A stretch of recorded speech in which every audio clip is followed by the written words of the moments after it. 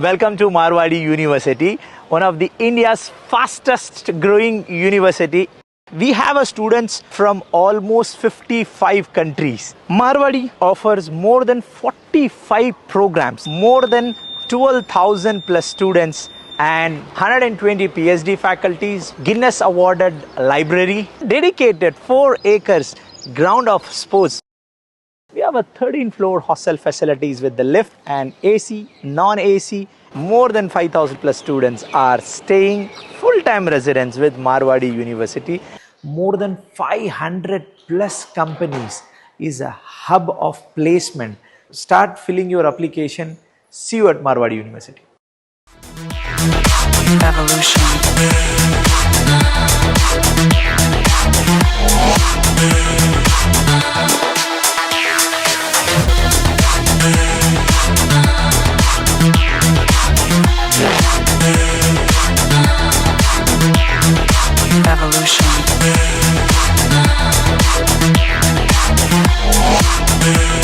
जय हिंद। मैं यामीन न्यूज अंडमान 24/7 में आप सभी का स्वागत करता हूं।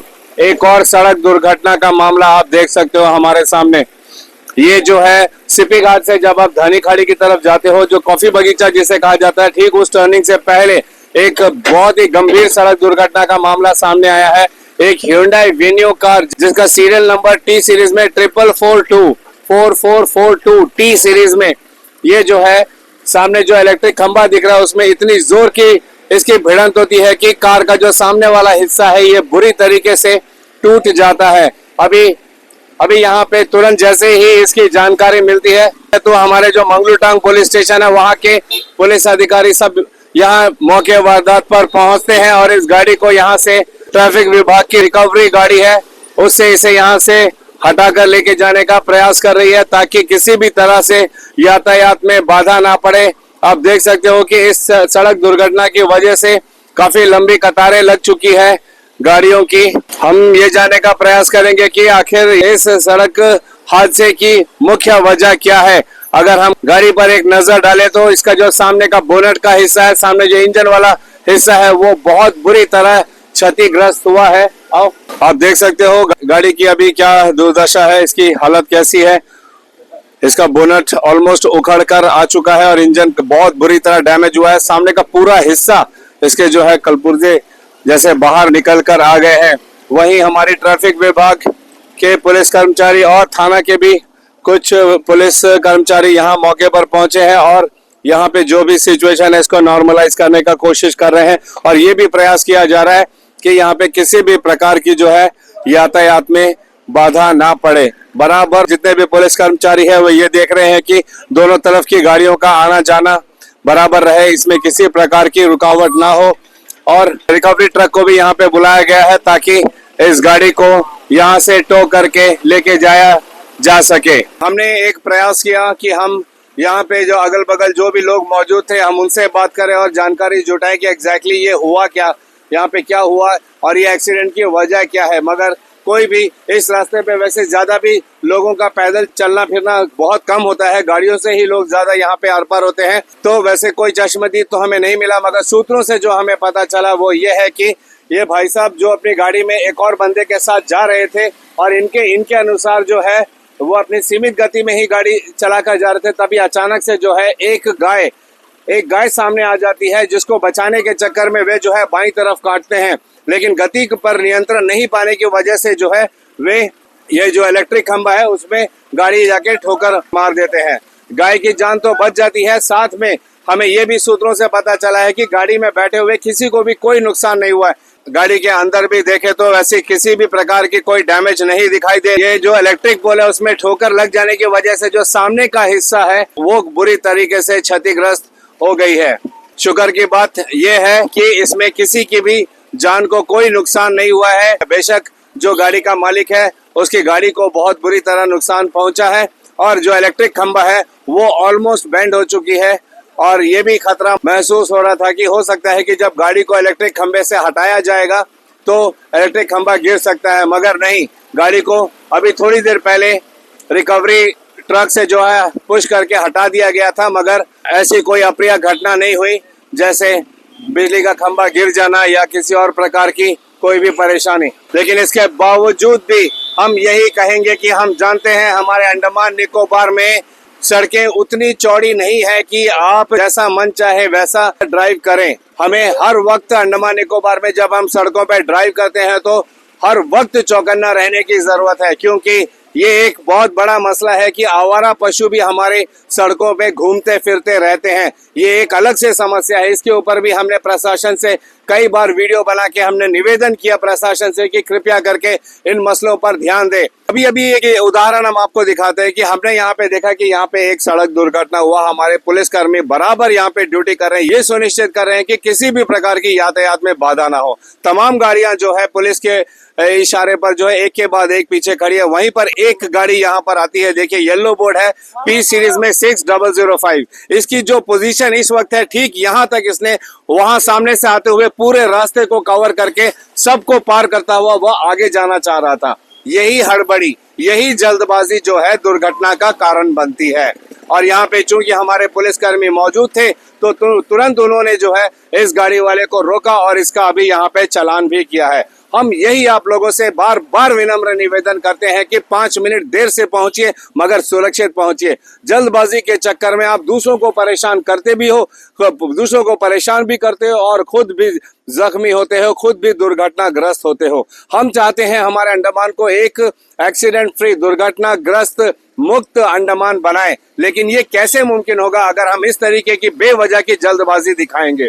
सबको जल्दी है यहाँ पे, हर किसी को कोई ना कोई जरूरी काम के लिए ही घर जाना है, चाहे वो घर जाके आराम ही क्यों ना करना चाहता हो। दिन भर घूम फिर कर आया होगा, छुट्टी का दिन है, दिन भर किसी ना किसी काम में व्यस्त रहा होगा, वो भी कहीं ना कहीं जल्द से जल्द पहुंचना चाहता है। कोई नहीं कह सकता कि किसी का काम महत्वपूर्ण नहीं है, हर किसी का काम महत्वपूर्ण ही होता है। जब हर कोई कायदे से एक के पीछे एक लाइन में जा रहे हैं तब क्या जरूरत है कि उस लाइन को तोड़कर आपने रॉन्ग साइड से रॉन्ग लेन में होकर अपनी गाड़ी को आगे भगानी है।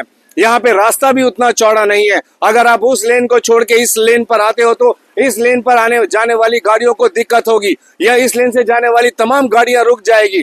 तो एक की गलती की वजह से पूरा ट्रैफिक जाम होता है। अगर इन सब गलतियों को हम ध्यान देंगे तो हम कई सारे सड़क दुर्घटनाओं से बच सकते हैं। आज की एक मुख्य वजह थी आवारा पशु। हम एक बार फिर हमारे प्रशासन से ये विनम्र निवेदन करते हैं कि हमारे द्वीपों में जहां जहां पर भी आवारा पशु हैं जो बेलगाम यहाँ वहां घूम रहे हैं, गलियों में, सड़कों में और सड़क चलते यातायात में तकलीफ पैदा कर रहे हैं, उन पर नियंत्रण पाया जाए। हमारे यहाँ पे कांजी हाउस है, कई बार प्रशासन ने जो है आदेश जारी किए हैं कि जिन जिन के भी पालतू पशु हैं वे अपने पशुओं को संभालें, वे उनको सड़कों पे ना छोड़ें। मगर उसके बावजूद भी हम देखते हैं कि हमारी सड़कों में आवारा पशु यहाँ वहाँ घूमते हैं, जिनकी वजह से कई बार सड़क दुर्घटनाएं हुई है। कई बार पशुओं को भी चोट लगती है, कई बार उनको बचाने के चक्कर में आज जैसे ये दुर्घटना हुआ है ऐसे अनेकों बार पहले भी हो चुके हैं। कब हमारी प्रशासन इस पर सख्त रुख अपनाएगी?